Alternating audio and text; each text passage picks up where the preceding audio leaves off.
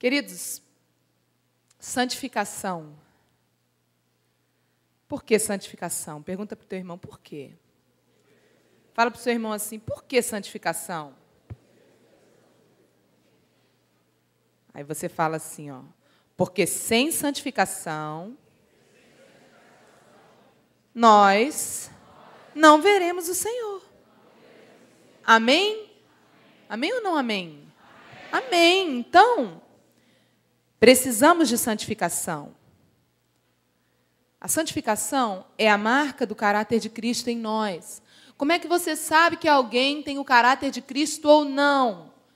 Quando essa pessoa é santa, é santo. Como você sabe se alguém realmente está sendo transformado, se realmente houve arrependimento? Pelos frutos. E a santificação é um fruto, amém? Quando você começa a não ter mais vontade pelas coisas do mundo, e quando você começa a ter vontade pelas coisas de Deus, tudo muda, amém? Então, enquanto a gente ainda tem vontade por coisas erradas, a gente ainda está num processo de santificação, vamos dizer assim, básico. A primeira coisa que o Senhor vai fazer nesses 4 dias vai ser mexer em vontades e em hábitos que nós temos errados. E para começo de tudo, para começo de conversa, não tem como a gente começar santificação sem a ajuda do Espírito Santo. Amém?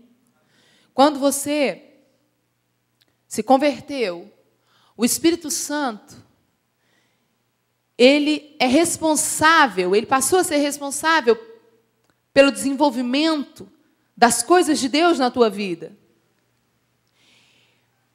E quando você recebe ele como batismo na tua vida, há uma revolução. Quando eu me converti, eu era tão endemoniada, que eu levei em torno de 2 anos para a casa ser limpa.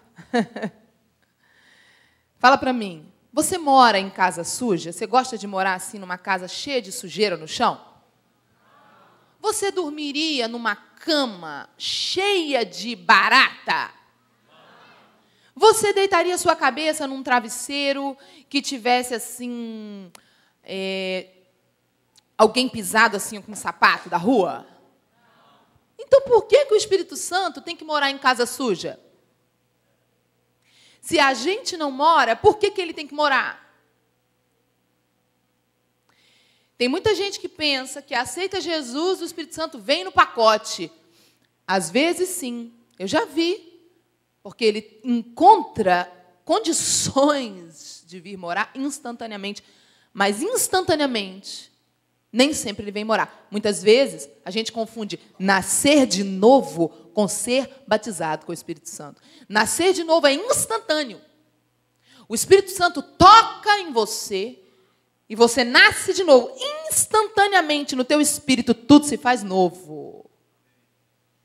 Agora, você ser uma morada, uma casa propícia para ele morar, habitar e operar, é outro departamento. Eu levei 2 anos para ser uma casa propícia, para ter condição de receber o batismo. Durante 2 anos, irmãos, pense, uma casa suja, era eu. E o reflexo disso são vontades sujas. A gente tem vontades erradas. A gente faz as coisas erradas, porque a gente tem vontade, tudo que a gente tem vontade, a gente começa a fazer. O que é a cruz? Irmãos, sem cruz não há santificação. O que é a cruz? A cruz é a atitude de você negar a tua vontade e fazer a vontade de quem? De Deus. Amém? Então, para você e eu sermos santos, temos que ter o caráter de Cristo. E para termos o caráter de Cristo, precisamos viver como Cristo viveu. E a cruz dele é muito pior do que a nossa.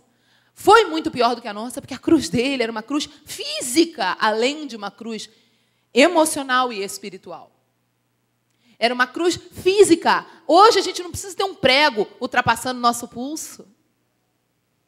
Hoje a nossa cruz é muito mais fácil do que a de Jesus, amém? E mesmo assim a gente reluta em negar o nosso querer e fazer o querer de Deus.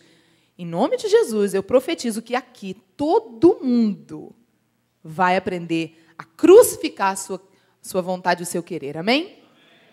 Isso é extremamente importante. Sabe, irmãos, eu vou dar um exemplo aqui hoje. Queria saber se tem alguém que pode só tirar os microfones para mim, para eu utilizar esses 3 pedestais aqui, para dar um exemplo sobre o espírito, a alma e o corpo.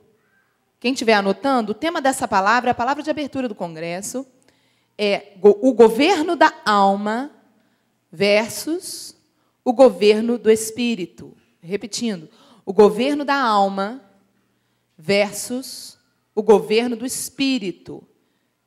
Se você tiver o Espírito Santo no governo da tua vida, o que vai acontecer?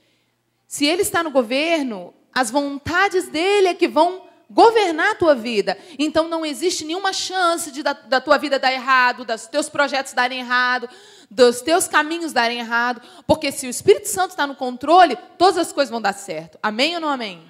Pronto. Por que muitas vezes nós temos uma vida onde acontecem tantas derrotas? Por quê? Porque muitas vezes não é o Espírito Santo, não é a vontade dele que está valendo. Muitas vezes, a vontade que nós estamos seguindo é a nossa. Quando começa a dar tudo errado, a gente tem que parar antes de a gente falar, é o diabo. Antes disso, a gente tem que parar e pensar, será que eu estou fazendo a vontade de Deus? Porque o diabo não pode agir se ele não tiver brecha para agir. Pastor Heber fala uma coisa. Pastor Heber é o meu professor nessa aula aqui, nessa ministração aqui. Isso aqui, eu sou aluna dele nesse assunto. E ele é aluno do Dave Robertson. E ele fala uma coisa que gravou dentro de mim, está gravado, está marcado, marcou dentro de mim. Ele fala essa frase que ele diz o seguinte, na verdade, o diabo é um inimigo derrotado, despojado. Ele não tem mais armas. Se ele não tem mais armas, como é que ele te ataca? Como é que ele me ataca? Quais são as armas que ele vai usar para nos atacar? As nossas fraquezas. E hoje nós vamos falar da maior fraqueza. A nossa maior fraqueza. A nossa maior fraqueza é a nossa carne. A nossa carne é o lugar onde a gente resolve fazer o que a gente quer. A nossa carne é uma parte de nós, que hoje você vai entender bem, que sempre quer fazer o que quer, sempre. A nossa carne é um lado horrível que a gente tem.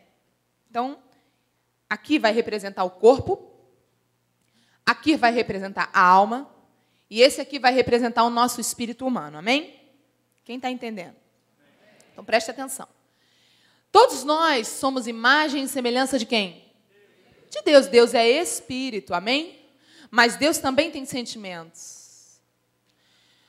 O que é o nosso espírito? É a nossa verdade, a nossa essência verdadeira. Nós não somos um corpo. Apesar de nós termos um corpo, nós somos espírito, possuímos uma alma e moramos em um corpo. O corpo é como se fosse a nossa casa. Eu costumo dizer que ele é o teu carro nessa dimensão.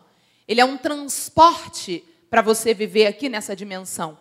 Nesses 4 dias eu vou falar muito sobre a dimensão do tempo e a dimensão da eternidade.